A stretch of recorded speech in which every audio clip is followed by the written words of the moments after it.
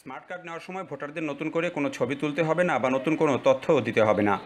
নির্বাচন কমিশন ঢাকার প্রতিটি ওয়ার্ড থেকে স্ব ওয়ার্ডের ভোটারদের স্মার্ট কার্ড দিবে।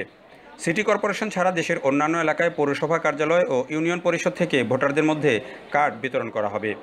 প্রত্যেক ভোটারকে স্মার্ট কার্ড নেওয়ার সময় তাদের কাছে থাকা জাতীয় পরিচয়পত্রটি জমা দিতে হবে। কারো কার্ড হারিয়ে গেলে সেক্ষেত্রে জিডি করে ভোটারদের ইসির নির্ধারিত ফি জমা দিয়ে পুরনো কার্ড তুলতে হবে। এরপর সেই কার্ড জমা দিয়ে স্মার্ট কার্ড নিতে হবে। 2014-2015 সালে যারা ভোটার হয়েছেন, নতুন ভোটার তালিকায় অন্তর্ভুক্তির সময় তারা যে জমা স্লিপ পেয়েছেন তা জমা দিয়েই স্মার্ট কার্ড নিতে হবে। তবে জরুরি প্রয়োজনে এসব নতুন ভোটারদের মধ্যে থেকে কেউ লেমিনেটিং জাতীয় পরিচয়পত্র নিয়ে থাকলে সেটি জমা দিয়েই স্মার্ট কার্ড নিতে হবে।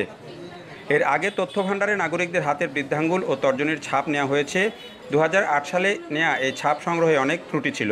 এছাড়া বয়স বৃদ্ধিসহ বিভিন্ন কারণে আঙুলের ছাপে পরিবর্তন হতে পারে, এমনটা চিন্তা করে ইসি নতুন করে 2 হাতের 10 আঙুলের ছাপ ও চোখের মণির ছবি সংগ্রহের সিদ্ধান্ত নিয়েছে। 10 আঙুলের ছাপ ও চোখের মণির ছবি আন্তর্জাতিকভাবে গ্রহণযোগ্য। এছাড়া বেশি বয়সী নাগরিকদের অনেকের বৃদ্ধাঙ্গুল ও তর্জনীর ছাপ স্পষ্ট নয়, এ কারণে 10 আঙুলের ছাপ নেওয়া হবে।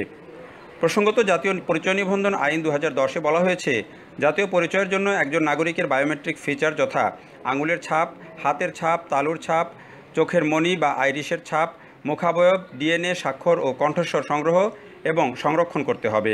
কিন্তু এ কাজের অনেকটাই বাকি রয়ে গেছে। আমেরিকা থেকে কেনা 10টি মেশিনে এনআইডি স্মার্ট কার্ড তৈরির কাজ চলছে। প্রতি মাসে 50 লাখ কার্ড তৈরির সক্ষমতা রয়েছে এসব মেশিনের। প্রতি ঘন্টায় একটি মেশিনে 950টি কার্ড উৎপাদন করা সম্ভব।